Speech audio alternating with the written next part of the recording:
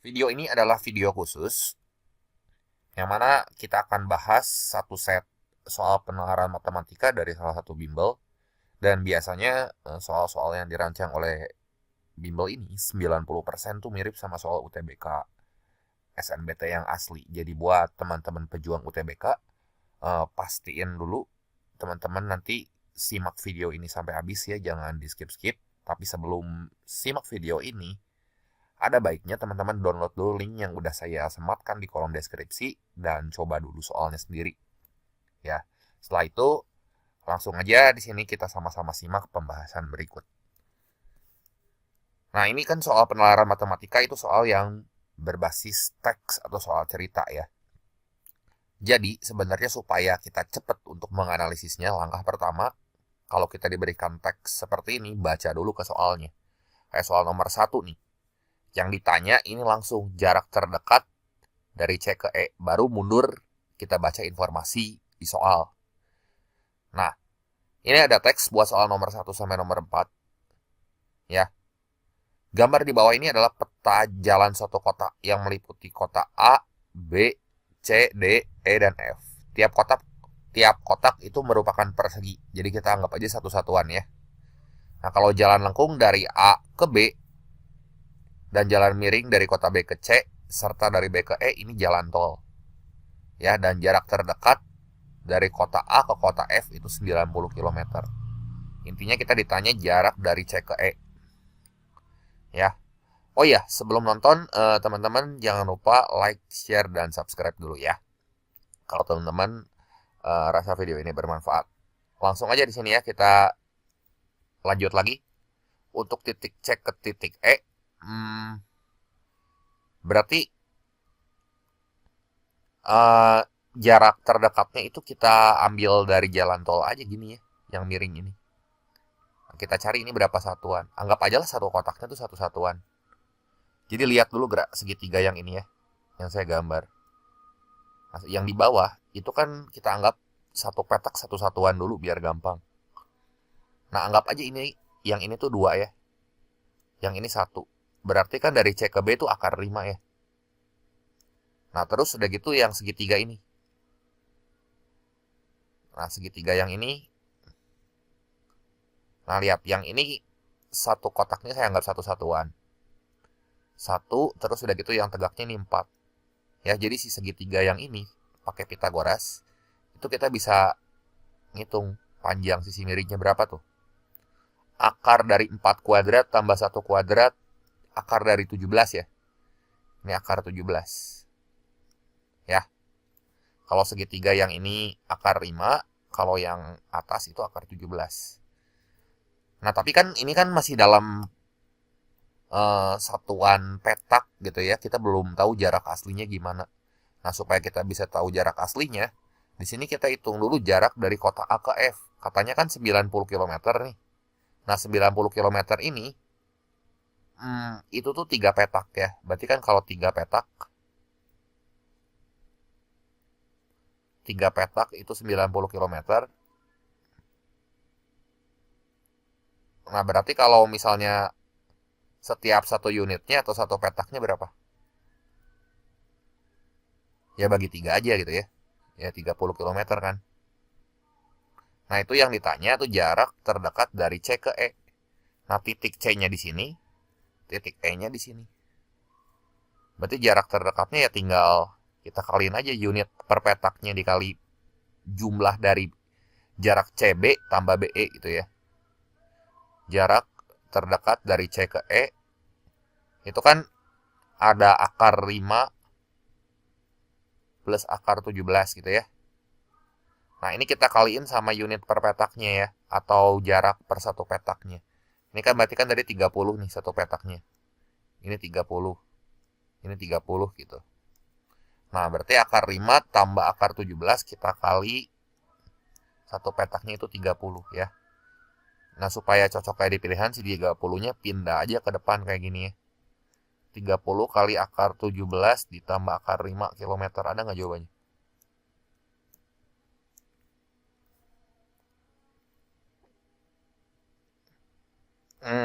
Yang D ya. Nah, kita lanjut lagi ke soal berikutnya. Ini masih pakai teks yang serupa gitu. Nah, ini soal yang kedua. Katanya Hasan berada di kota D, akan berkunjung ke rumah Dini di kota B. Nah, inilah gambarnya nih, saya copy lagi gitu. Jadi jarak dari D ke B gitu ya. Jarak yang akan ditempuh Hasan itu sepanjang A plus BP ya. Berarti kalau jaraknya tuh dari kota D ke B, berarti ini kan D ya. Ini B-nya di sini. Nah, berarti nanti si Hasannya bakal ke sini kan, D ke A.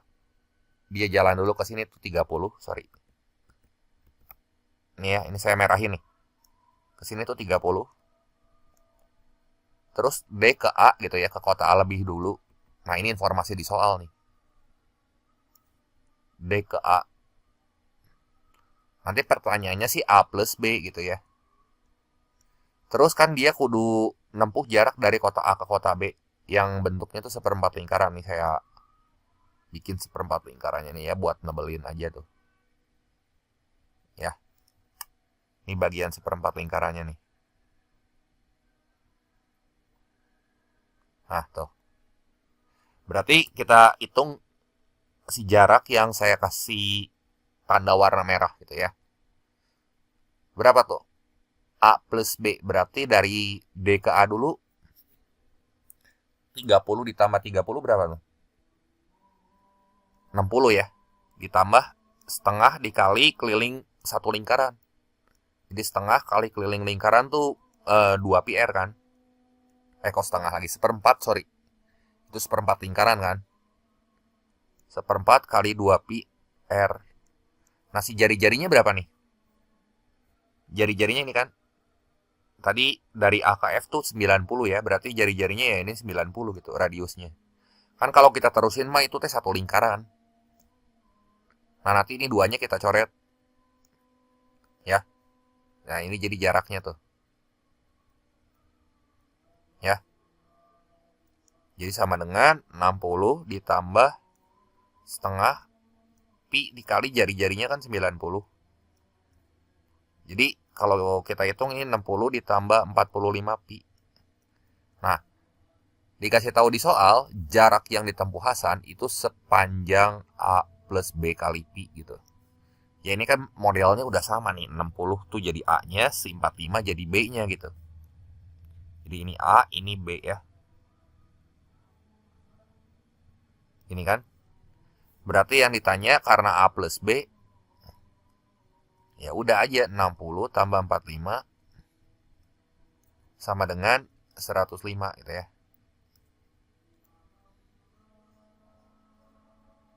Jadi soal nomor 2 ini jawabannya yang A ya.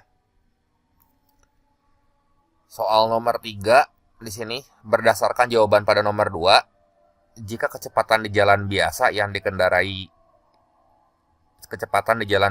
mobil yang dikendarai Hasan itu 50 km per jam. Terus udah gitu kecepatan mobil Hasan di jalan tol itu 30 km per jam. Berapa lama waktu yang dibutuhkan? Oh, gini aja. Ini kan jalan biasa mah ya. Kan si Hasan tuh dari D ke A. Terus udah gitu A ke B. Yang jalan tol tuh yang ini, yang lingkaran, tuh seperempat lingkaran. Berarti nanti waktu tempuhnya bakal ada 2. Yang ditanya langsung ya. Kita on point aja di sini. Yang ditanya tuh waktu. Nah, ingat lagi. Rumus hubungan jarak, kecepatan, dan waktu ini mah kudu bisa. S sama dengan V kali T. Nah, karena yang ditanyanya tuh si T-nya. Berarti nanti T-nya sama dengan jarak dibagi kecepatan. Ya. Buat ngitung T totalnya, di sini ya dia menempuh jarak tuh kan dibagi 2. Ada yang jalan biasa, kita misalin dengan T1. Ada yang jalan tol, kita misalin dengan T2 untuk waktunya ya. Karena kan kecepatannya tuh beda gitu. Nah, berarti ini kan S per V ya. S-nya berapa nih? Kita pakai rumus ini nih, maksudnya T sama dengan S per V. Nah, berarti jaraknya berapa tuh? Kalau yang jalan biasa tadi. Itu aja dari yang A plus BP tuh. 60 kan? S-nya tuh 60. Dibagi kecepatannya di jalan biasa tuh 50. Ditambah seperempat lingkaran tuh tadi berapa sih? 45 pi kan ya jaraknya. Dibagi kecepatan mobil Hasan di jalan tol tuh. Ini kan di jalan tol tuh tadi 30 pi kilometer per jam ya. Kalau di jalan biasa 50 pi kilometer per jam. Ini jalan tol ya, berarti kita bagi dengan kecepatan dia di jalan tol 30 pi gitu ya. Jadi berapa nih?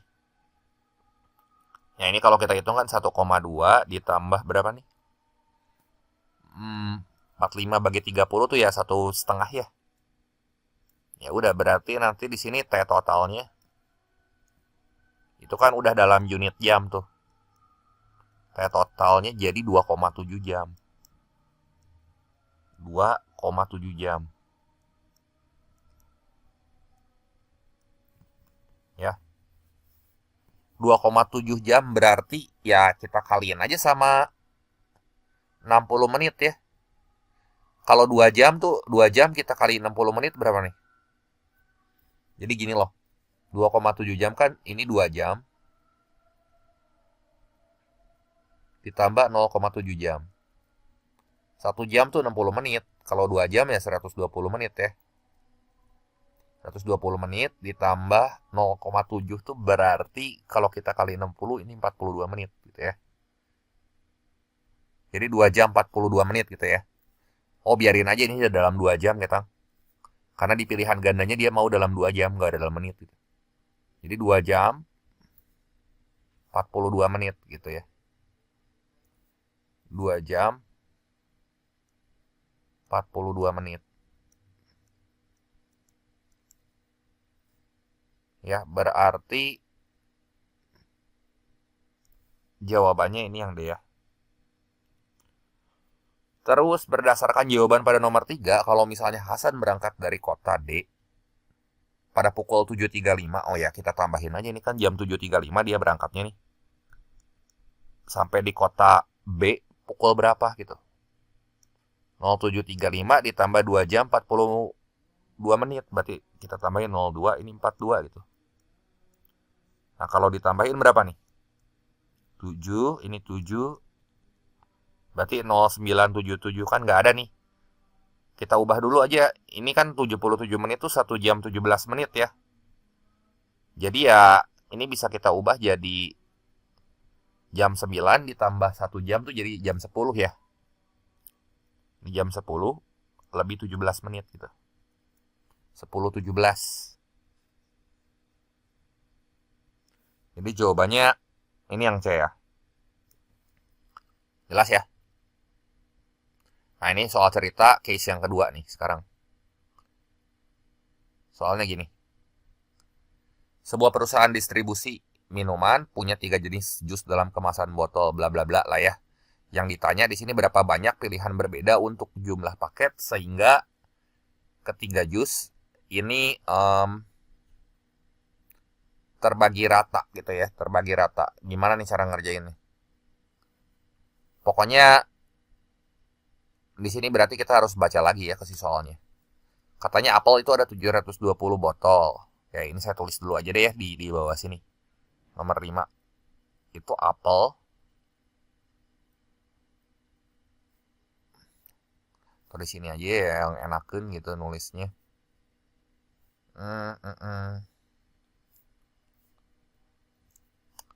Apel ada 720.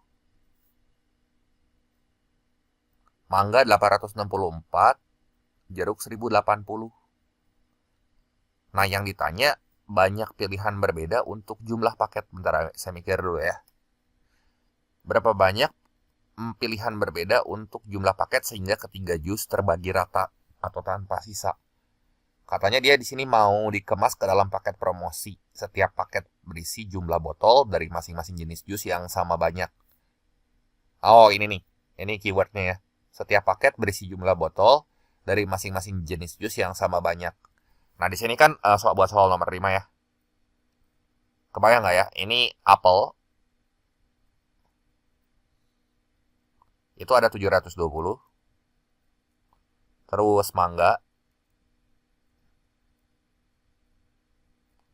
di sini tuh ada 864. Terus jeruk di sini ada 1080.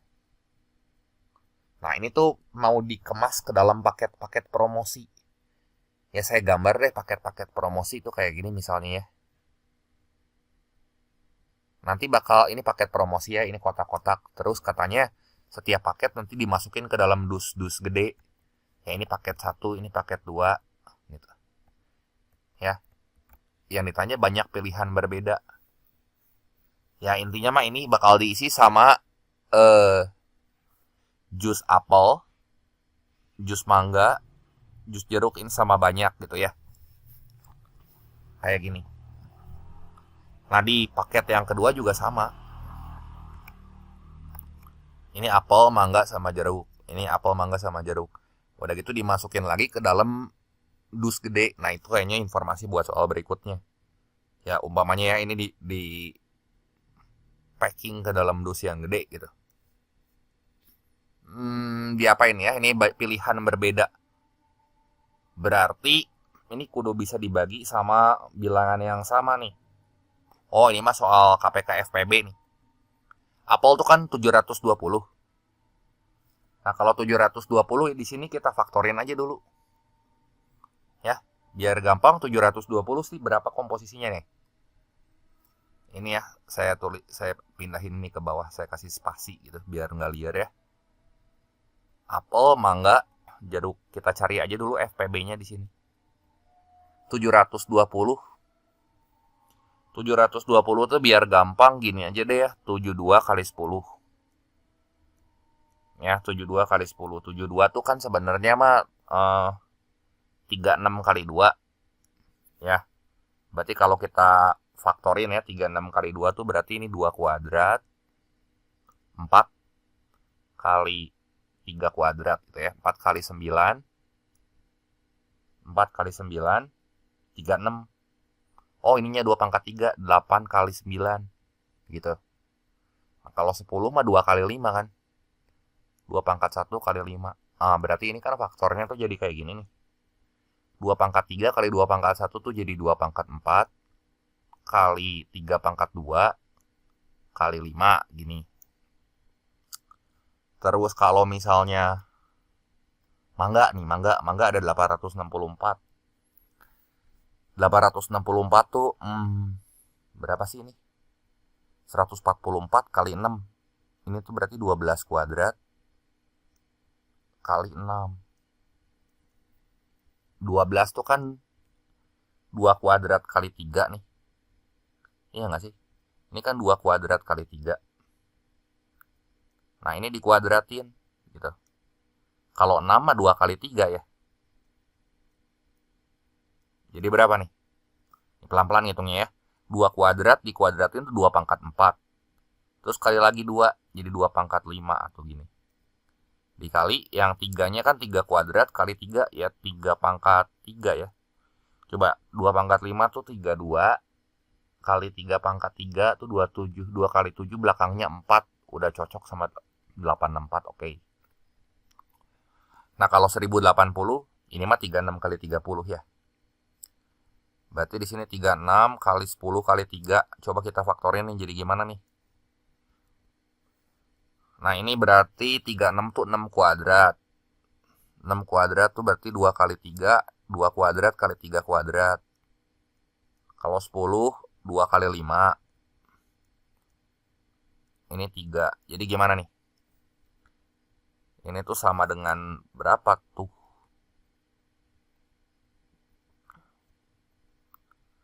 Nah, si 2-nya jadi 2 pangkat berapa nih? 2 pangkat 3 ya. 2 pangkat 3 kan? 2 pangkat 2 kali 2 ya 2 pangkat 3. 2 pangkat 3 dikali 3 pangkat 2. Pangkat 3 dikali 5. Gitu ya. Ini kita kudu cari FPB-nya. Kan ini kita mau tahu berapa sih jumlah paketnya supaya ketiga jusnya itu terbagi rata. Nah, berarti kalau FPB-nya gimana? Kita ambil yang paling kecil nih, dari angka 2 dulu deh. Ini ada 2 pangkat 5. 2 pangkat 4, 2 pangkat 5, 2 pangkat 3 kalau mau nyari FPB mah kita ambil yang paling kecil ya. Berarti yang ini kan 2 pangkat 3. Pokoknya dia harus bisa dibagi sama 2 pangkat 3 tuh. Terus 3 kuadrat 3 kuadrat 3 pangkat 3 3 pangkat 3 yang paling kecil lagi 3 kuadrat. Nah kalau 5 mah nggak usah, kan nggak bisa dibagi sama 5, berarti ya 84. Berarti kalau mau nyari FPB-nya nyari FPB-nya ya udah aja tinggal kita kaliin itu ya. Jadi di sini FPB-nya sama dengan 2 pangkat 3 dikali 3 pangkat 2. Ini tuh 8 kali 9 sama dengan 72 gitu ya. Nah jadi si FPB-nya 72 nih. Loh, kok FPB-nya? Yang ditanya apa sih? Berapa banyak pilihan berbeda untuk jumlah paket? Oh iya, berarti jumlah paket maksimumnya tuh kan 72 di sini.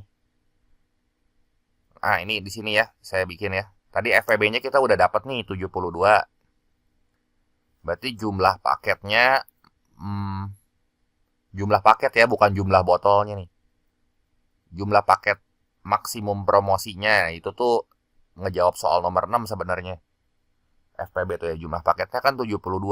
Nah, kalau 72 tuh bisa dibagi sama berapa aja gitu maksudnya. Pilihan berbeda tuh. Ya. Nah, 72 bisa dibagi sama 1 gitu ya. Kalau 1 kan kalau misalnya paketnya kita buat jadi satu paket, ya udah berarti langsung digebrusin nih si apel, mangga sama jeruk semuanya ke dalam satu paket. Bisa dibagi sama berapa lagi nih? Bisa dibagi sama 2, bisa dibagi sama 3, sama 4, sama 6, sama 8, 9, terus 12 juga bisa. Bagi berapa lagi? 16 gak bisa, 18 bisa. Dibagi 24, dibagi 36, dibagi 72. Nah, jadi si paketnya bisa kita buat jadi 1 paket, 2 paket, 3 paket, 4 paket. Ada berapa banyak pilihan nih? Coba ya kita hitung ya. 1, 2, 3, 4, 5, 6, 7, 8, 9, 10, 11, 12 gitu. Oh, ada 12 pilihan tuh kalau kayak gini mah. Jadi jumlah paketnya 12 pilihan gitu. Ya, ini pakai hitam kudunya ya, sorry. 12 pilihan. Ngerti nggak kenapa harus dicari si faktornya kayak gitu? Nah, pasti banyak yang bingung. Kenapa harus dicari jumlah faktornya? Kan gini, yang ditanyanya tuh kan banyak pilihan berbeda untuk jumlah paket. Sekarang bisa aja kan kalau misalnya kita pilih ya, umpamanya 1 paket gitu. Kalau 1 paket, kita pilih yang paling gampang aja. Nih 1 paket. 1 paket berarti kan si botol jus itunya ya digebrusin semua ke dalam gitu. Jadi ada 720 apel. Jadi setiap paketnya udah langsung ini isinya 720. Tiap paketnya itu akan berisi 720 jus apel, 864, mangga 1080. Sekarang kalau misalnya dibikin jadi 2 paket gitu. Tiap paketnya isinya berapa tuh? Bagi 2 aja gitu. Jadi si apelnya itu bakal ada berapa nih? Bakal ada 360. Mangganya tuh bakal ada 432. Si jeruknya tuh ada 540 gitu ya. Terus gitu ya sampai paketnya ada 12 paket gitu. Sampai ada 12 paket, ada 72 paket. Kalau 72 paket, setiap paketnya isi berapa tuh? Kan ada 720 jus apel, berarti bagi 72 aja. 10, 84 dibagi 72 berapa sih? Kalau 84 dibagi 72, belakangnya 8 tuh. 8 berarti 48 ya. 48. Satu lagi 1080 dibagi 72. Nah, berapa tuh? 60 ya. 72 paket. Ya, pokoknya nanti 1080 kita bagi sama 72 tuh. Ya, ntar ya, saya kotret dulu ya. Berapa sih? 1080 dibagi 72, 15 ya. Kalau 864 tadi 864 salah kayaknya nih. 864 dibagi 72. Ini 12 gitu. Sorry, ini salah nih. Ini kudunya 12. Nah, yang ditanyakan banyak banyak pilihan paketnya. Ya enggak? Ini kudu nge si soal ini tuh soal KPK FPB, soal SD. Nah, jadi ini kan pilihan pertama tuh kita bisa bikin si paketnya jadi kayak gini gitu ya. Atau jadi kayak gitu. Ya, macam-macam gitu. Pokoknya ada 12 kemungkinan pilihan.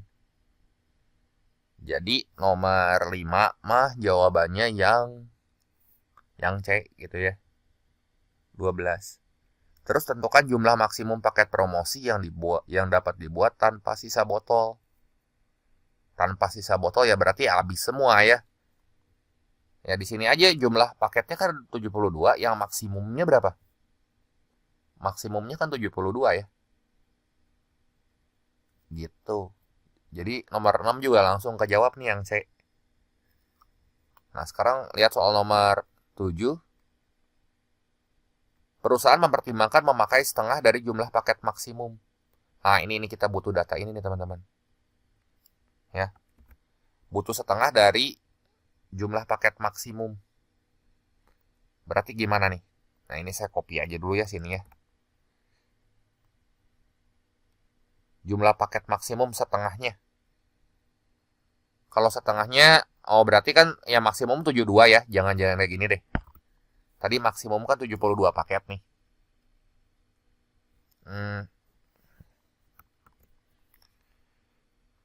Kalau maksimumnya 72 paket. Pertanyaannya apa tuh? Berapakah isi tiap paket? Isi tiap paket tuh, jumlah botol apel, jus, mangga, sama jeruknya secara berurutan. Jadi kan maksimal 72 paket, kalau dipilih setengahnya berarti gimana nih? Setengah dari jumlah paket maksimum dari kalimat ini. Berarti kan ya bakal ada 36 paket kan? 36 paket. Nah, tadi isinya kan si perusahaan tuh memproduksi 720 apel. Terus 864 jus mangga. Terus 1080 jeruk. Nah, memakai setengah jumlah paket maksimum. Nah, berapa isi tiap paket ya? Udah 720 kita bagi 36 aja di sini. Nah, jadi berapa nih? 720 dibagi 36. Nah, ini 720 apel kita bagi ke dalam 36. 720 bagi 36 berarti 20 ya. Kalau 864 dibagi 36 berapa tuh? 36, 6 yang belakangnya 4 itu 4 ini belakangnya berarti 2 ya, 24. Ini 20 apel masing-masing, terus 24 mangga. Terus ini 36. 1080 dibagi 36. 30 ya. Berarti 30 jeruk. Gitu ya. Jadi tiap paketnya nih ya, ini saya gambar lagi di sini nih biar ngeh gitu. Ya. Ini kebayang nggak ya? Ini saya mau gambar aja di sini nih kayak gini. Ya intinya dia bakal ada 36 paket, 36 si kotak yang warna merah nih. 36 kotak yang warna merah ya. Ini nah saya bikin ini 6 gitu ya. Nah kayak gini, 36 kotak yang warna merah. Kebayang gak sih? Ya kudunya mah saya nggak gambarin kayak gini ya. Cuman ini mah biar kebayang aja. Ini berapa sih? 2, 3, 4, 5, 6, 7, 8, 9, 10, 11, 12. Berarti 3 biji yang kayak gini. Nah kayak gini ya. Si paket-paketnya. Tuh ada 36 biji.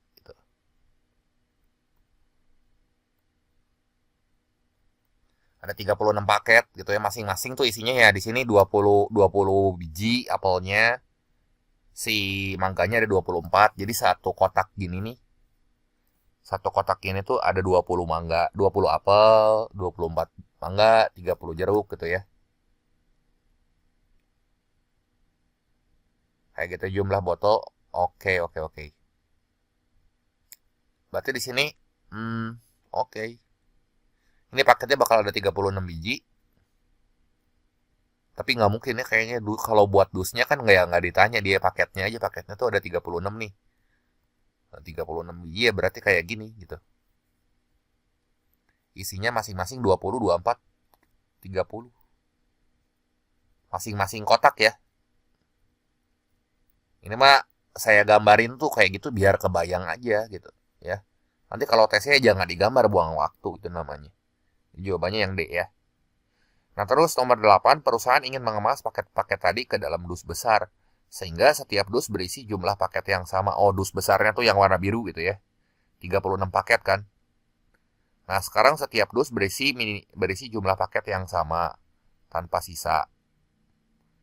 Berarti kan di sini ceritanya tuh ada 36 paket kan. Di sini setiap dusnya ada 36 paket. Ya kan perusahaan ingin mengemas paket-paket tadi. Paket-paket tadi.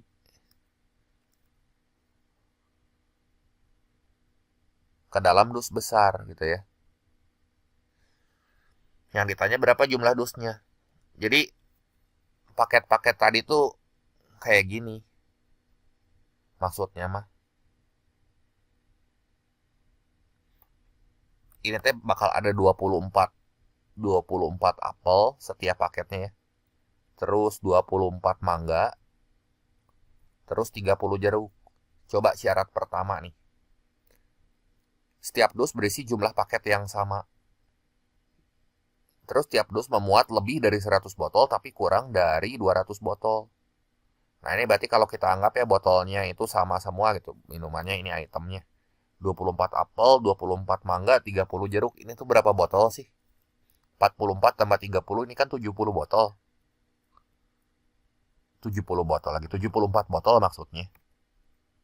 74 botol. Jadi satu paketnya 74 botol. Nah setiap dus memuat lebih dari 100 botol tapi kurang dari 200 botol. Nah ini nih.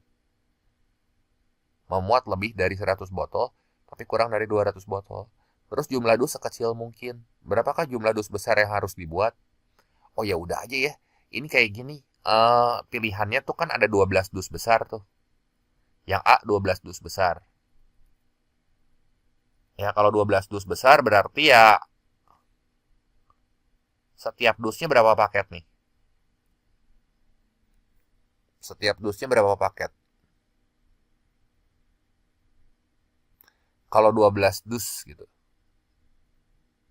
Kan jumlah paket maksimumnya mah ada 72 ya. Terus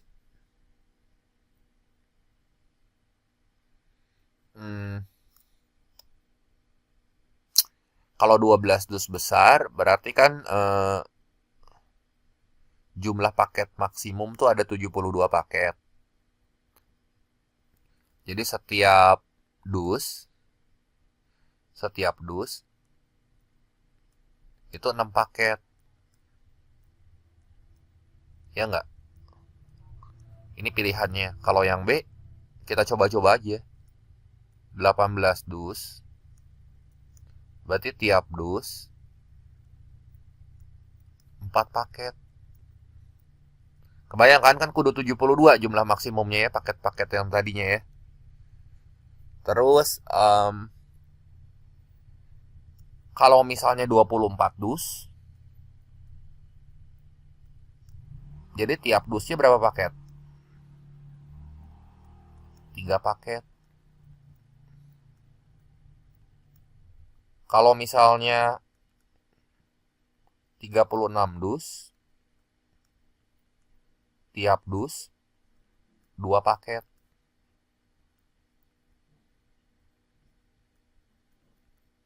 Nah, yang E kalau misalnya 72 dus, tiap dus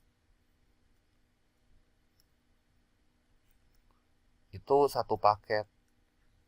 Tiap dus satu paket mah kayaknya nggak akan mungkin ya. Kan jumlah dus sekecil mungkin agar biaya pengirimannya minimal. Ya kita buktiinnya sama hitungan aja gini. Ini kebayang kan? Tiap dus itu ada 6 paket. Nanti saya gambarin deh ya. Pokoknya teh ini bakal ada 72 paket sih totalnya ya. Hmm,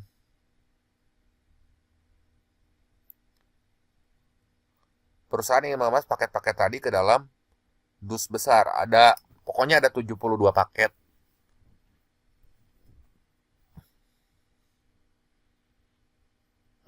Oke. Ada 72 paket-paket tadi ke dalam dus besar sehingga setiap dus berisi jumlah paket yang sama.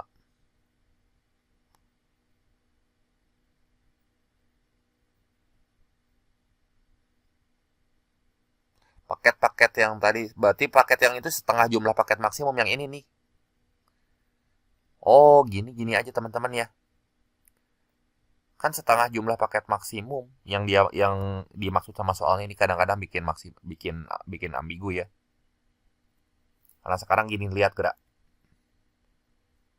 Dia akan mengemas paket-paketnya ke paket-paket tadi. Berarti yang digambar sebelah kiri ini bakal dibikin jadi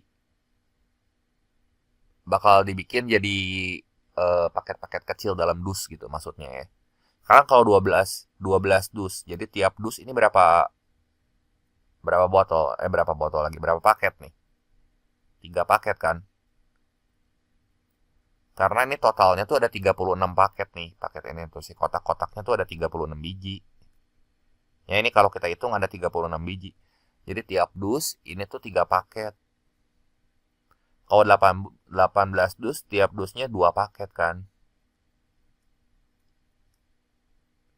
Sekarang kalau misalnya 24 dus, ya ini pasti ya koma gitu kan, 1,5 paket nggak mungkin ya. Tiap dusnya 1,5 paket ya ini kan nggak boleh tanpa sisa kan. Nah kalau 36 dus, berarti tiap dus 1 paket. Kalau 72 dus, tiap dusnya 1 paket gitu. 1,5 paket.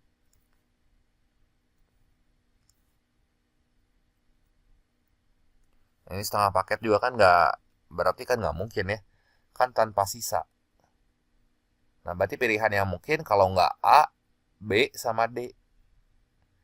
Nah satu paketnya kan 74 botol. Kalau 3 paket berarti gimana nih? Satu paketnya 74 botol. Kalau 3 paket berarti 3 dikali 74 tuh. 3 dikali 74 aja. 7 kali 3, 210. Tambah 12, 222 ya. 222 botol. Nah ini ngelanggar syarat yang kedua nih. Nggak boleh. Jadi ini nggak mungkin juga yang A. Nah kalau 2 paket, 74 kali 2.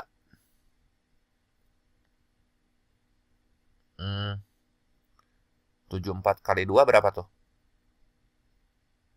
148 ya. 148 botol. Kalau 36 dus, setiap paketnya ini 74 botol. Kan dia bilang kudu lebih dari 100 tapi kurang dari 200 botol. Ya udah pasti yang 18 dus gitu jawabannya ini ya. 18 dus.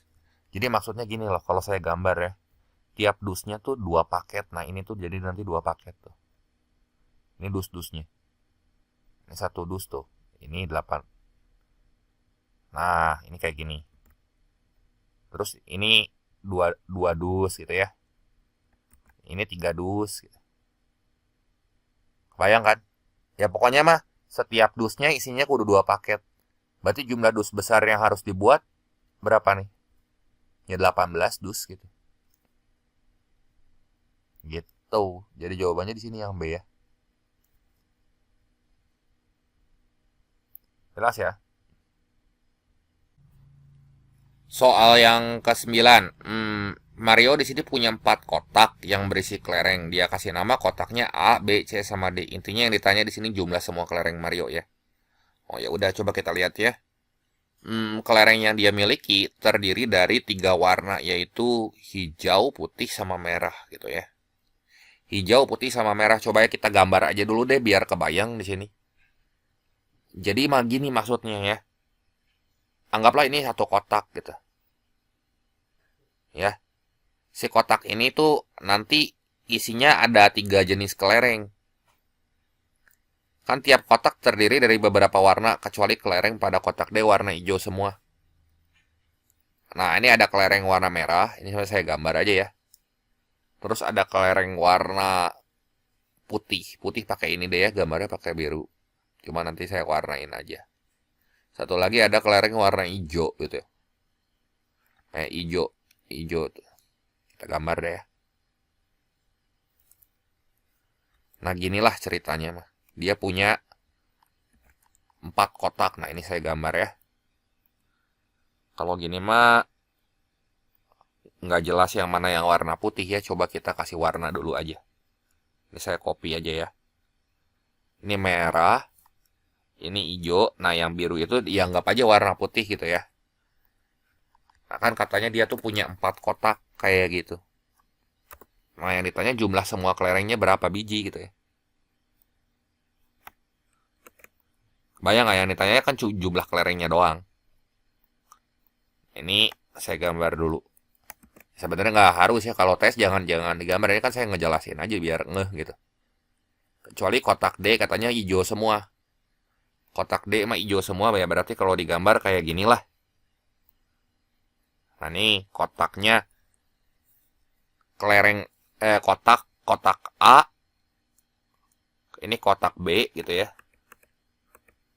Kotak A, ini kotak A, ini kotak B, ini kotak C, ini kotak D gitu.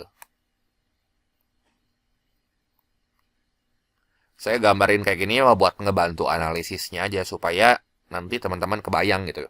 Makanya harus belajar, harus latihan baca cepet dari sekarang. Biar nanti kalau tes UTBK ngerjain soal-soal kayak gini udah terbiasa gitu ya. Nah, baca lagi di sini. Setiap kotak ada beberapa warna kecuali pada kotak D hijau semua. Nih lihat, nih kita jangan mau dimainin sama kalimat-kalimat.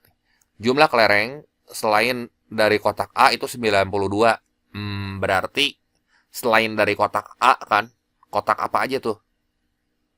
Kotak B, kotak C, kotak D kan? Kan selain kotak A, B tambah C tambah D dong.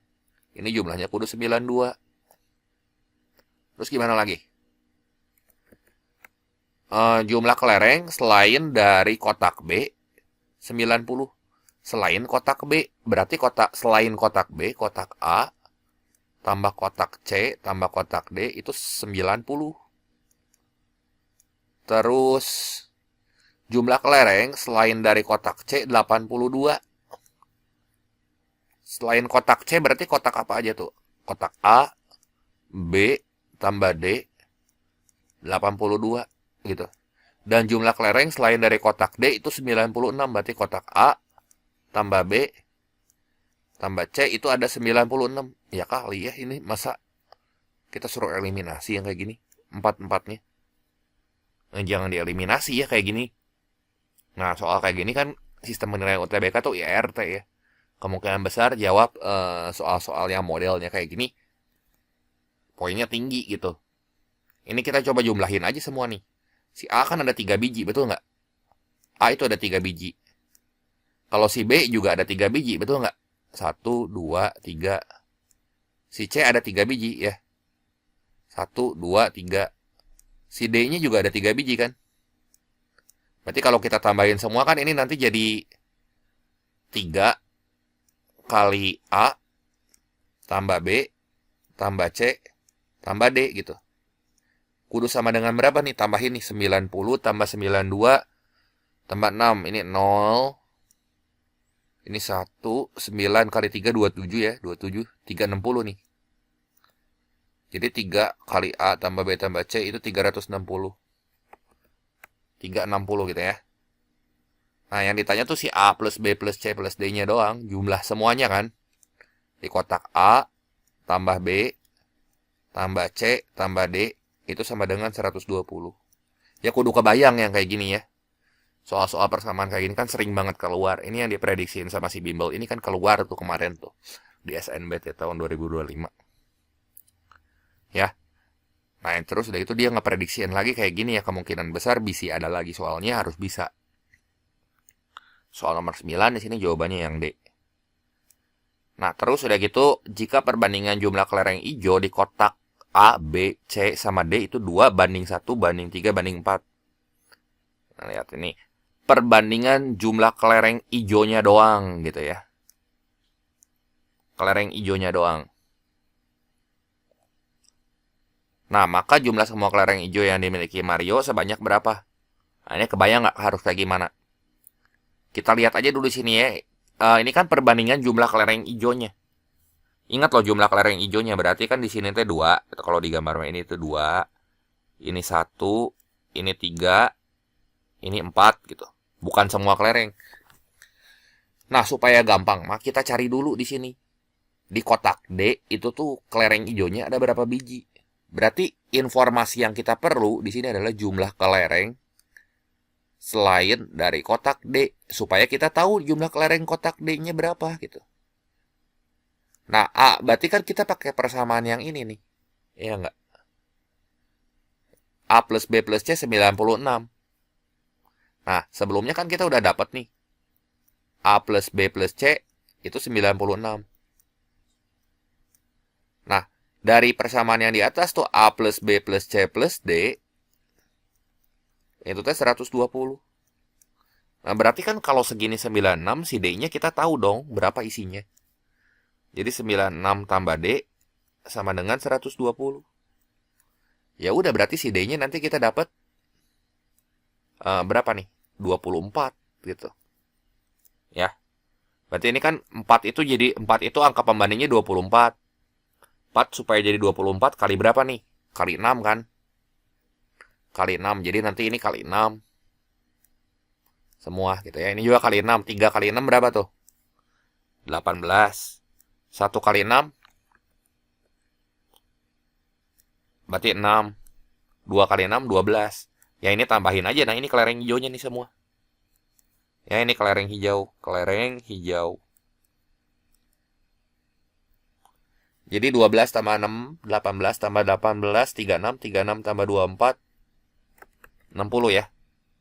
Jadi kelereng hijau totalnya ada 60 buah. Ini sama dengan 60 buah. Nah, ini kudu kepikir yang kayak gini ya. Jadi teman-teman dari sekarang harus banyak latihan. Supaya skor PM-nya ini lumayan bisa ngebantu juga gitu. Nah, soal-soal yang kayak gini kan banyak juga nanti peserta yang salah ngejawab gitu. Karena bingung di sini nyarinya gimana gitu kan. Tapi kalau kepikir udah jadi poin plus. Nah, soal nomor 11. Jika perbandingan kelereng hijau, putih, dan merah yang dimiliki Mario di kotak B, itu 1 banding 3 banding 1. Berarti di kotak B kita pakai persamaan yang jumlah kelereng selain di kotak B yang mana nih? Yang ini nih. Berarti ini saya kasih panah ya. Warna merah lagi yang kedua. A tambah C tambah D 90 gitu. Kan di sini A tambah C tambah D ini 90. Nah, tadi kita udah tahu kan jumlah total semua kelerengnya berapa nih?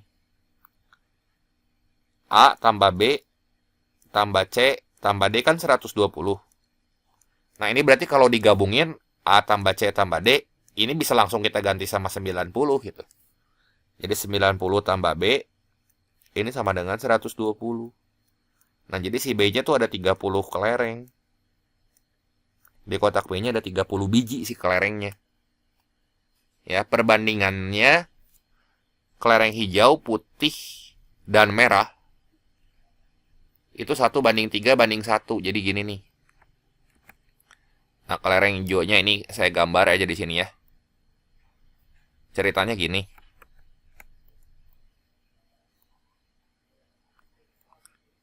Yang ditanya jumlah kelereng merah berapa. Nah, ini di kotak B kan ada 30 kelereng. Angka pembandingnya ini hijau, putih tuh 3, merah tuh 1. Yang ditanya kan kelereng merah doang nih. Ya udah, kalau kelereng merah di sini gimana? Kelereng merah ada berapa tuh? Angka pembandingnya 1 kan? Berarti 1 per totalnya itu 5 dikali 30. Ya sama dengan 6 kelereng gitu ya. Jadi merahnya 6 kelereng, hijaunya 6 kelereng. Nah, putihnya berapa, Cik? Ya udah 3 kali 6 aja 18. Yang ditanya di sini kelereng merah. Kelereng merahnya ya ada 6 gitu. Ya. Nah, terus soal nomor 13 di sini. 12. Jika dari kotak B diambil 2 kelereng sekaligus secara acak, peluang terambilnya kelereng merah. Kelereng merahnya berarti kan ada 6 ya. Ada 6 merah di sini. 6 merah diambil 2. Diambil 2. Dari total seluruh kotak B di sini ada berapa tuh? 30 kelereng kan? Nah, jadi 6 merah diambil 2. Berarti peluang terambilnya kelereng merah. Nah, ini 6 diambil 2, berarti 6C2 gitu ya. Dibagi berapa nih? Dari total semua kelereng itu 30 kan? Berarti bagi 30C2. Ya. Ini 6C2 dibagi 30C2. Saya barusan ini udah kotret ya. Dapat hasilnya 1/29. Nanti teman-teman coba kotret sendiri. Cocok nggak hasilnya ya buat latihan. Yang faktorial. Harus bisa. Ini jadi jawabannya yang E. Ya. Jadi silakan yang soal nomor 12 ini buat cara pengerjaannya saya tinggal biar teman-teman juga nanti bisa ngerti ya. Kita lanjut nanti ke soal berikutnya ya.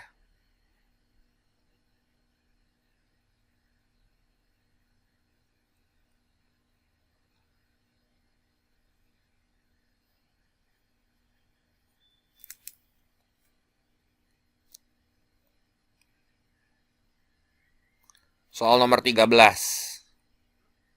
Nah, nggak usah takut sama soal-soal yang modelnya kayak gini ya.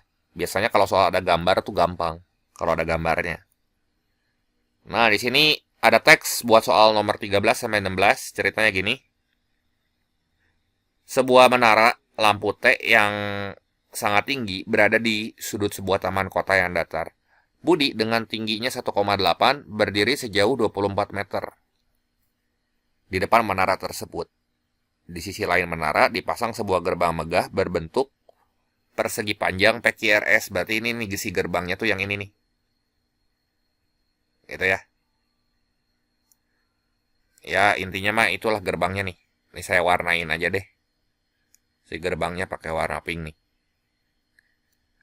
Nah itu teh gerbang. Nah Budi katanya tinggi badannya. Ini Budi ya, anggap aja sih Budinya yang ini. Tingginya 1,8.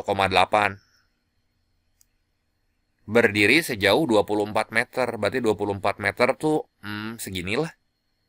Dari menara tersebut. Itu kan menaranya. 24. Ya.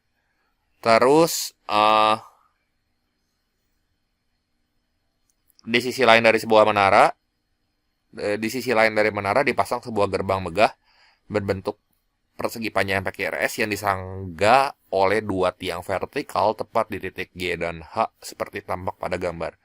Jarak tiang penyangga G ke menara berarti jarak tiang penyangga G ke menara teh yang ini kan. Nah ini 6 meter nih. Lihat gerak, ini saya gambar dulu, ini kebayang gak sih? Ini tiang penyangganya ini ke menara. Menaranya tuh kan yang panjang, ini harus lurus ya gambarnya. 6. Terus ini juga, terus jarak G ke menara 6, tiang penyangga H ke menara juga 6. Oke, berarti si ini teh kudu 6 juga nih. Nah ini saya gambar ulang aja. H ke T kudu 6 nih. Nah ini 6.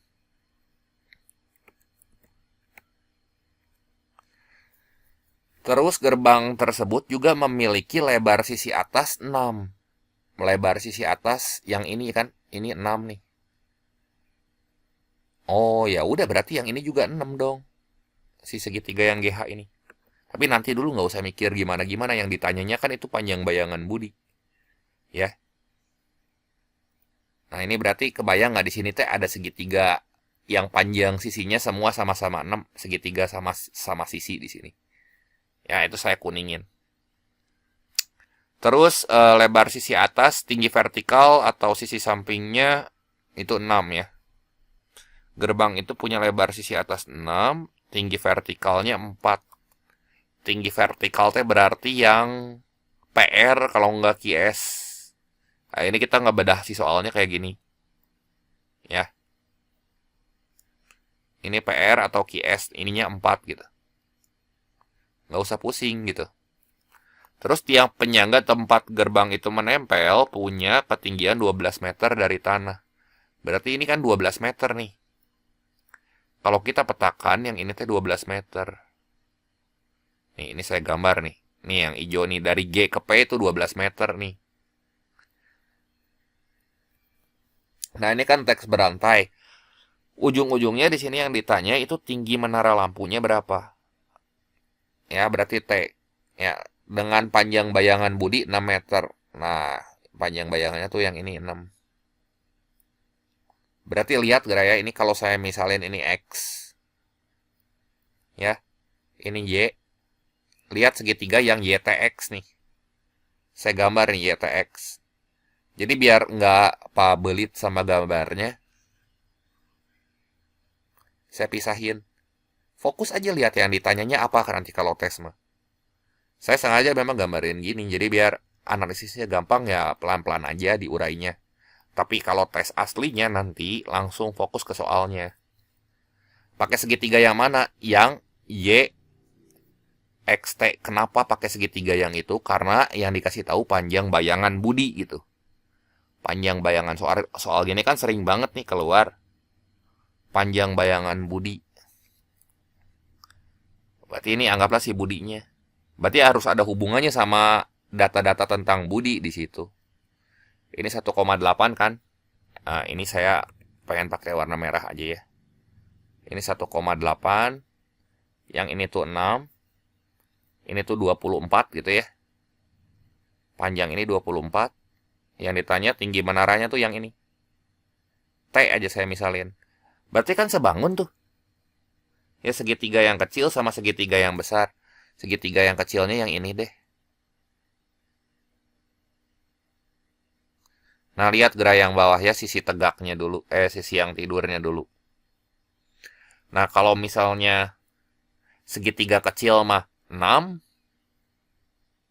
Kalau segitiga yang besar berapa coba? 6. Berarti dibagi segitiga yang besar mah 24 tambah 6 kan? 24 tambah 6. 30 tuh. Nah, sekarang segitiga yang kecil mah punya sisi tegaknya 1,8. Kalau menara mah T gitu ya. Nah, nanti si T-nya kita cari gitu. Ini kan berapa nih? 24 tambah 6 tuh 30. Coret, ini 1, ini 5 gitu. Ya udah, berarti T-nya di sini sama dengan 1,8 kali 5. Berapa nih? 9. T-nya 9 meter tuh si tinggi si itunya. Si menara lampunya ya. Menara sama gerbang beda tuh. Gerbang mau pakai RS, menara mah yang ini nih yang panjang. Si TY-nya atau YT-nya nih. Ya. Jadi itu 9, jawabannya yang C. Nah, terus lanjut lagi ke soal nomor 14. Gini ceritanya. Misalkan tinggi menara lampu 20 meter di sini ya. Jika Rina yang tinggi badannya 1,6 meter berdiri di depan menara, mempunyai panjang bayangan 4 meter, jarak Rina dan menara lampu teh berapa gitu. Nah, pertanyaannya jarak Rina sama menara lampu. Ya, ini mah sama kayak soal tadi ya, yang ini kita copy aja nih, gambar ini saya butuh nih. Misalkan tinggi menara lampu, jadi si ini teh tinggi menara lampunya udah dikasih tahu nih, T-nya saya hapus. Tinggi menara lampunya itu 20 meter. Nah, terus ini saya hapusin dulu deh ya. Si Rina itu tuh tinggi badannya 1,6. Berarti anggap aja gambar dari si segitiga ini tuh ya, Kak. Si Budinya kita ganti dengan Rina gitu. Dari segitiga yang ini. Kita tuh pasti pakai segitiga yang sama ya.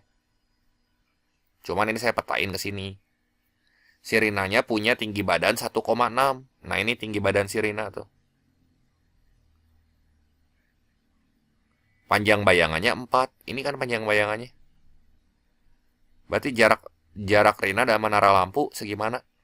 Jarak Rina sama menara lampu mah ya berarti segini kan dari X ke T atau ya.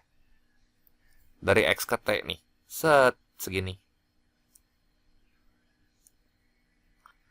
Ya, itu kan sebangun juga berarti kalau misalnya ini kita misalin sama nggak usah dimisal-misalin lah ya. Langsung aja berarti kalau misalnya 1,6 itu sama dengan 20. Kalau misalnya 4 itu berapa? Ini kita misalin sama X aja gitu yang ininya. Jaraknya kan ini X berarti kan. Kan ini jarak Rina dengan menara lampu. Kebayang nggak? Ini kan jarak, anggaplah sih itu teh si Rina, itu bukan si Budi ya, gambarnya laki-laki cuman.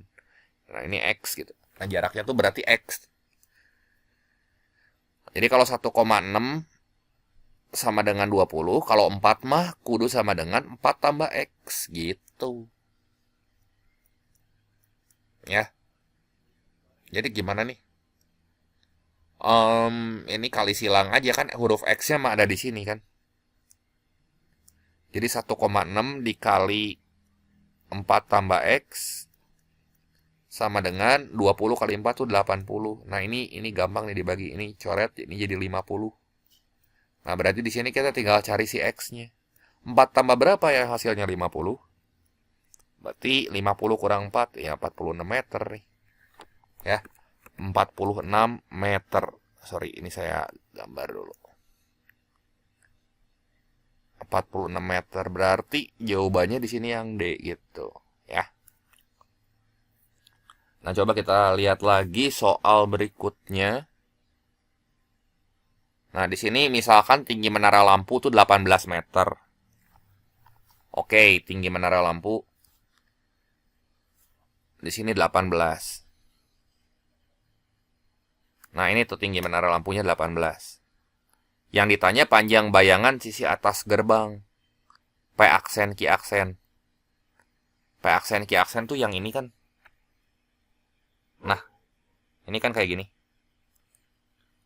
Oh, berarti segitiganya kita kudu milih nih. Yang ditanyanya ini nih X. Gitu. Segitiganya kita kudu milih yang mana yang segitiga. Yang mana segitiga yang mau kita pakai buat ngitung kesebangunannya. Buat nyari nilai X itu. Yang paling gampang aja ya kita lihat dulu segitiga yang ini nih. Yang tadi YTP aksen. Nih lihat saya gambar si segitiganya. Ya, anggap aja ini tuh Y. Nah, supaya gampang nih saya gambar dulu segitiga ini.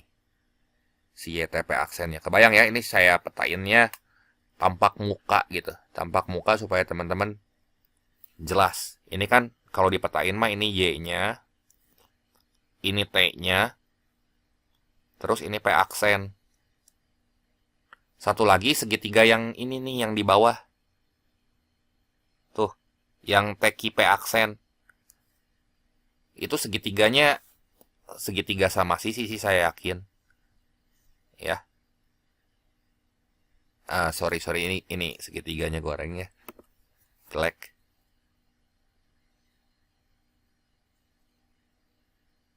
Nah, ini T. Q aksen. Itu P aksen gitu ya. Kenapa segitiga sama sisi saya tahu kan tadi dikasih tahu ya. G ke H tuh 6 meter gitu. Di sini informasi di soal. Ini cek lagi ya coba ke si soalnya. Yang di atas. G ke menara 6 meter, H ke menara 6 meter, terus lebar sisi atasnya 6 meter. Oke. Berarti G ke H ini teh kayak gini kalau saya gambar. Ini G ke H ya, saya gambar di sini. Set. Nah, ini 6 meter katanya. Nah, ini 6. Ini H-nya di sini. Ini G. Ini H-nya miring ya. Ini H, ini G. Nah, berarti kan kita kudu nyari nilai X-nya berapa di sini. Ya. Ini 6, ini 6. Ini tuh 6 gitu dikasih tahu tadi di soalnya si segitiga yang ini nih. Lihat gerak ini saya kuningin lagi. Nah, tujuan kita itu teh mau nyari nilai X. Berarti kita butuh apa di sini? Buat ngebandingin si segitiga yang kuning ini sama segitiga yang besar. Jadi kalau saya mah lihat dulu, oh yang ditanyanya kan X. X tuh ada di situ tuh. Si panjang P aksen, Q aksen. Berarti kita butuh G aksen P atau H Q aksen. Caranya gimana? Ya kita pakai bantuan segitiga yang ini nih. Yang YTP. Nah, yang ini kan tadi punya panjang. Tadi P ke Q berapa? P ke G. P ke G tuh yang ini kan. Nah, ini tuh kan ada titik P. Ya. Terus ini G. P ke G tuh sama aja kayak P aksen ke G ya. Itu buat ngebantu kita nanti. Beda. Sorry. Maksudnya gini ya. Jarak dari P ke G berapa? Di sini kita cari dulu. Tadi kan udah dikasih tahu jarak tiang penyangga tempat gerbang itu menempel punya ketinggian total 12 meter nih. Informasinya yang ini.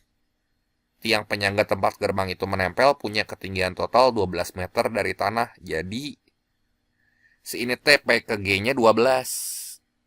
Gini ya. Terus Y ke T-nya kan 18. Ya kan? Terus G aksen, kita mau cari G ke P aksen. Yang ini berapa? G ke T. G ke T kan 6 tuh. G ke P aksen kan di sini ada sisi yang berpadanan nih. Jadi kalau kita tahu ini, itu lihat G ke P aksen, kita tahu ini juga gitu. Jadi kita bisa deh ngebandingin ya nanti. Kan sama-sama G ke P aksen, itu padanannya. Jadi dari segitiga yang ini dulu, yang pertama dulu kita analisisnya. Anggap aja sih ini tuh X gitu ya. Jadi segitiga yang kecil tuh. Segitiga yang kecil yang mana? Yang ini nih. Ya. Kita bandingin sama segitiga yang besarnya. Berarti kalau yang kecil mah dia punya sisi tidur tuh X. Kalau segitiga yang besar, itu mah X plus 6 kan. Terus kalau segitiga yang kecil mah punya panjang sisi tegaknya 12. Yang ini mah 18. Nah ini bagi 6 deh. Ini 2, ini 3. Terus kali silang aja. 2 kali 3 tuh kan 6.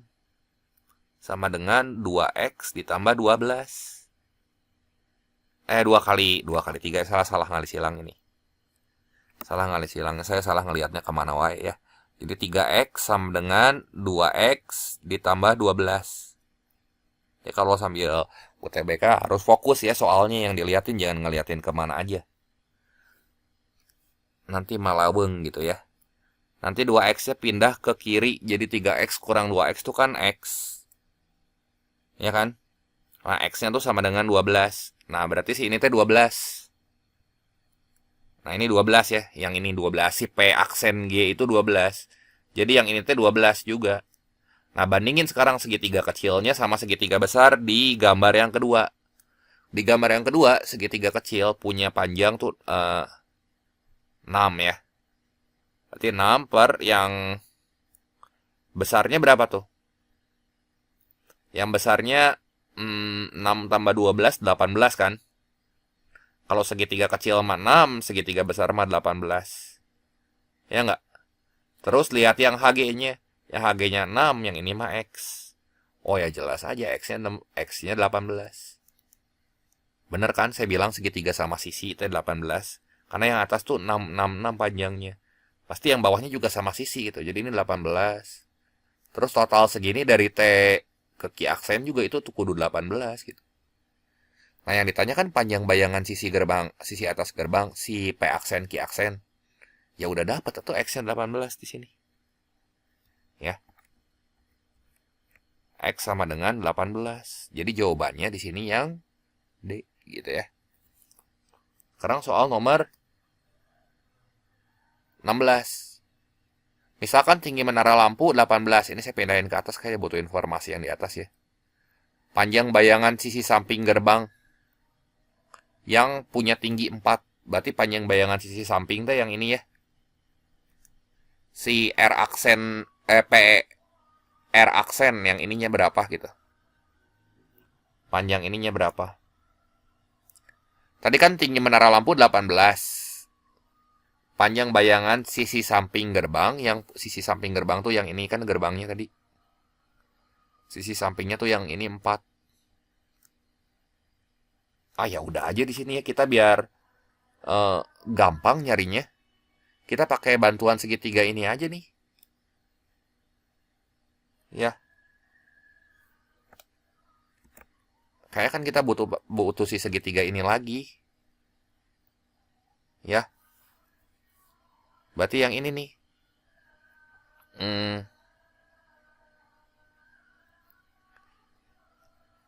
Oh iya ya, gini. Ini kan kita udah tahu nih panjang sisi ini tuh tadi. Tadi yang ini 6 nih. Ini 6. Nah, GR aksennya belum tahu.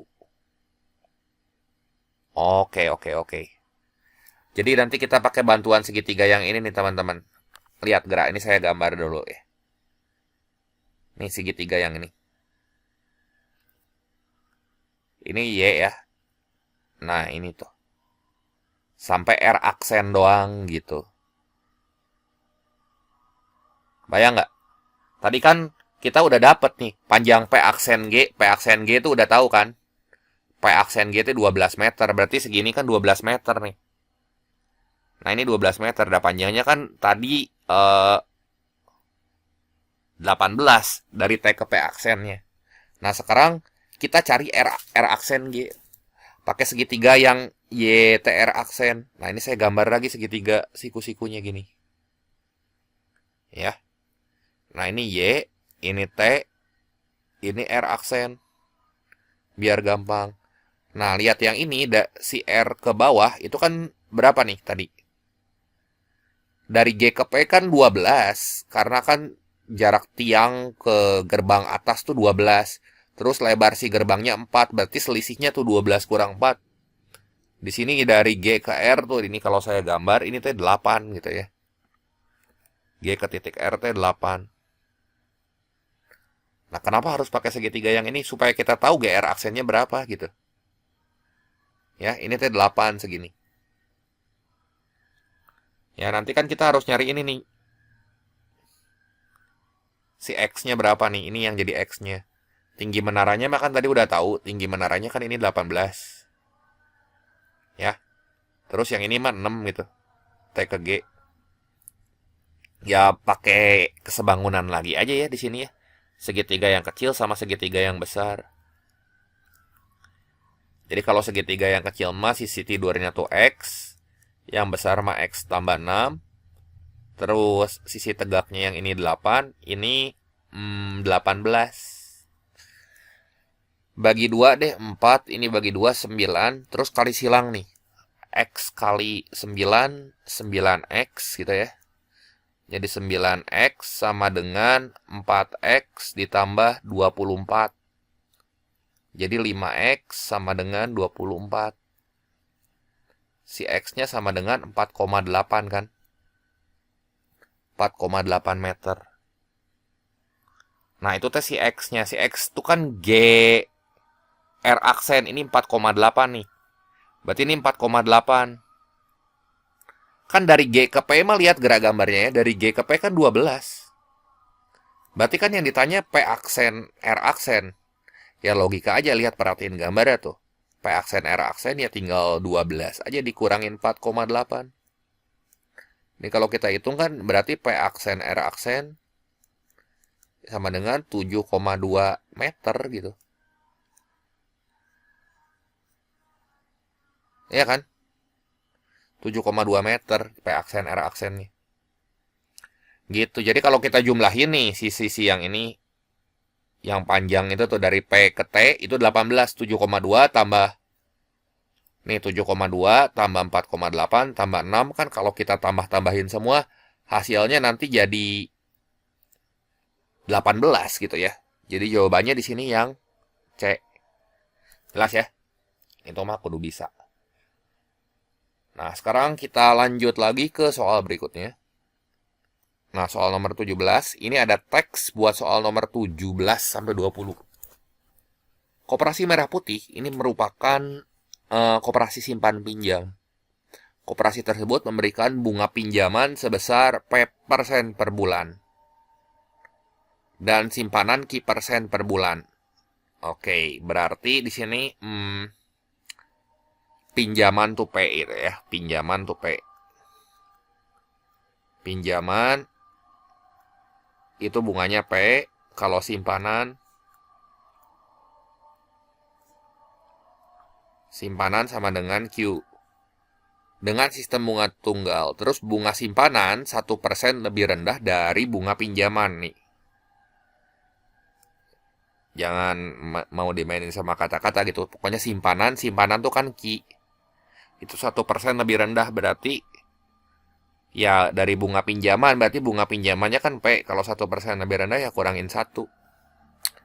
Nah, setiap anggota yang akan melakukan simpan pinjam harus bayar admin 20.000.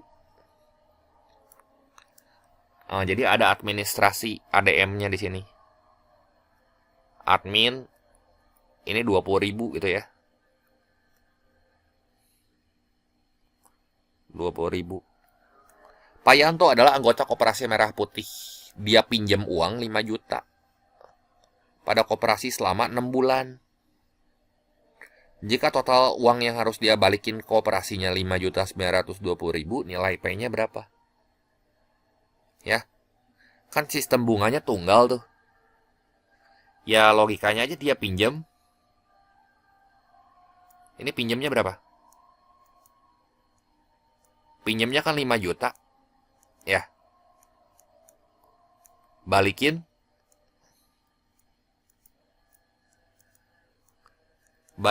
5,92 juta gitu ya.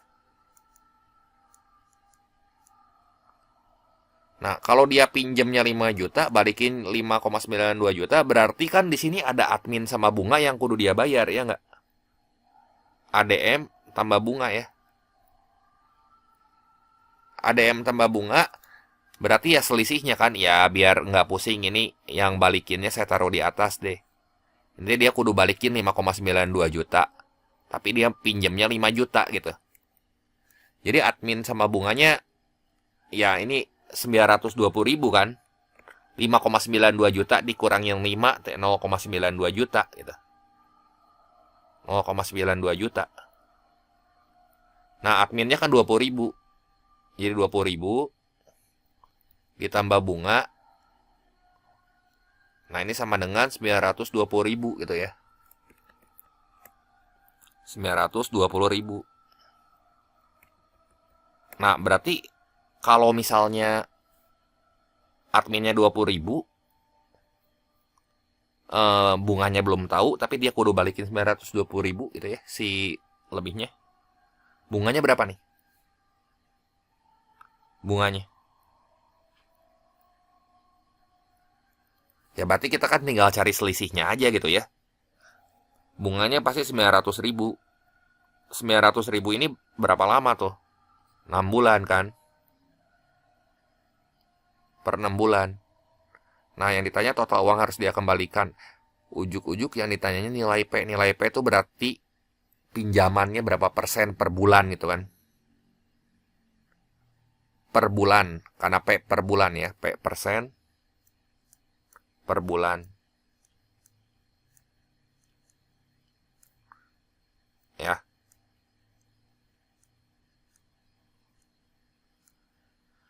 Ya udah, berarti kalau misalnya bunganya 6 bulan itu 900.000, kalau 1 bulan berapa?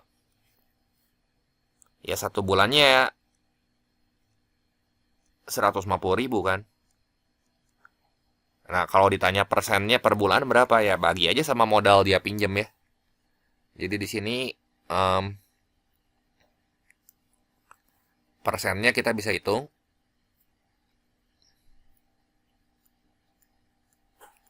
Ini 150.000 dibagi 5 juta ya. 150.000 tuh nolnya 3. 5 juta tuh berarti 5 juta gini ya. Coret aja, nanti kita kali sama 100%. Kan per bulan ya, berarti kudu dibagi 6 gitu. Coret nih, 3, 2, 3. Jadi 15 bagi 5 berapa? Ini persen P ya. P-nya gitu maksudnya, yang ditanya P-nya. Jadi P-nya sama dengan 15 bagi 5 ya 3% gitu. 3% dia per bulan. Jadi jawabannya yang B. Nah, kita lanjut lagi ke soal berikutnya. Nilai Q ya. Nah, Q itu kan sama dengan P kurang 1 nih. Q sama dengan P kurang 1, ya udah aja di sini Q sama dengan 3 kurang 1. Jadi sama dengan Q-nya sama dengan 2%. Ya. Jadi nomor 18 jawabannya yang E gitu ya. Nomor 19 kita lanjut. Di sini Rudi ingin meminjam uang ke koperasi sebesar 4 juta. Jika administrasi dia bayar terpisah di awal dan ingin mencicil pinjamannya selama 8 bulan, maka berapa cicilan yang harus dia bayar setiap bulan gitu maksudnya. Gini. Dia minjemkan P persen, tadi P-nya 3% ya. Minjem kan kasusnya. Dia mau minjem 4 juta ceritanya. 4 juta. Berarti bunganya 3% per bulan.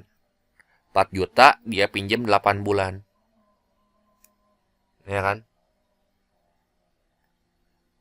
Jadi ini kan kalau sistem bunganya tunggal, berarti kalau dia pinjem segitu, M sama dengan, pakai ini aja lah biar gampang, M0 kali 1 plus I kali N. I itu ya si bunga pinjamannya ya. Bunga pinjamannya, atau tadi bunga pinjamannya kan kita udah dapat tuh P. Dikali N tuh lama waktunya. Nah dia pinjem tuh 4 juta. Yang 4 juta tuh ya jadi modal awal dia gitu ya. 4 juta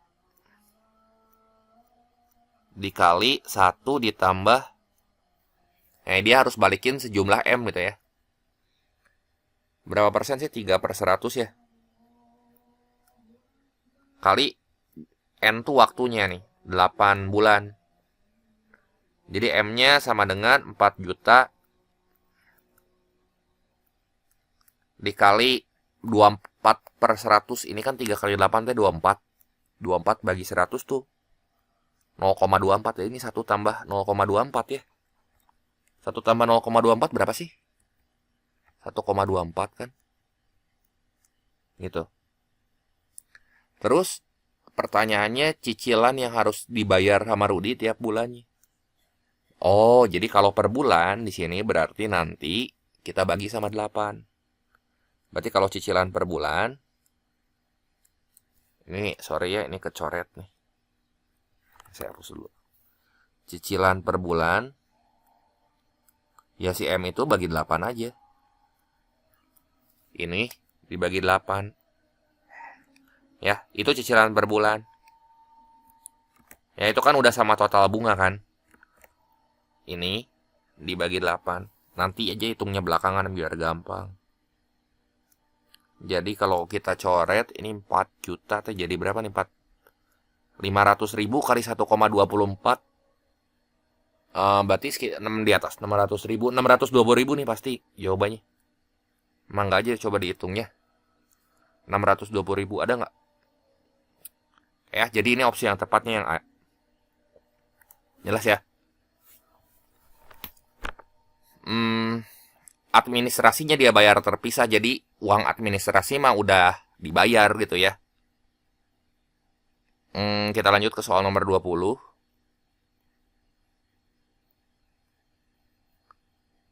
Jika seorang anggota koperasi ingin menyimpan uang 4.800.000 hingga di akhir uang yang dia peroleh sebesar 6.316.000. Ini tuh setelah dipotong admin 20.000 ya. Berarti saldo akhir dia ya sebelum dipotong admin. Sebelum dipotong admin gimana nih? Ya ini kan sama aja. Karena sistem bunganya tunggal kita bisa pakai persamaan M. Ya MN. Ini sama dengan modal awal dia M0. Karena dia nyimpen gitu ya. Berarti nanti ini Q gitu si bunganya.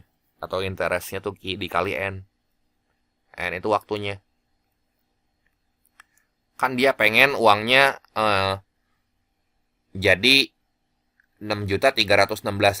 Tapi ini teh setelah dipotong admin. Berarti kalau sebelum dipotong admin berapa sih? 6.336.000 ya. Gitu ya. Ini sama dengan 4.800.000 dikali 1 tambah QN. Q-nya kan tadi 3.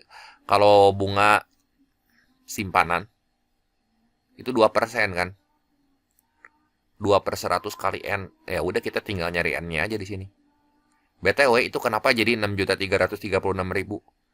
Kan saldo akhir sebelum dipotong admin ya itu hasilnya ya. N-nya berapa nih? Gimana nih cara ngitungnya? Aduh, ini ya. Gini aja ya, nolnya ini ada 3 biar nggak pusing, kita coret aja dulu semua. Ini kan perkalian, jadi boleh dicoret nolnya. Jadi 6336 sama dengan 4.800 kali 1 ya 4.800 ditambah 4.800 kali 2/100. Jadi berapa nih? Ini maksudnya ini. Ini kali ini. 96N ya.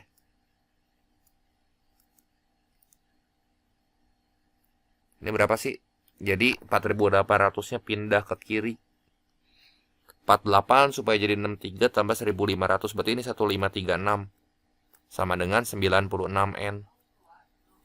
Nah, 6 kali berapa yang belakangnya 6? Gitu aja kan N. Kita harus nyari N kan? Ya pasti 6 gitu. Ya kan? Jadi kalau kita bagi ini pasti 16. Sok aja coba. Ya. 96 kita kaliin sama 16. Coba dihitung di kalkulator. Nanti hasilnya teh pasti 1536 gitu. Ya. 96 kali 16 cek 1536. Jadi ngitungnya biar cepat lihat angka buntutnya atau belakangnya. Ya. Jadi soal nomor 20 ini jawabannya yang B ya. Jelas ya?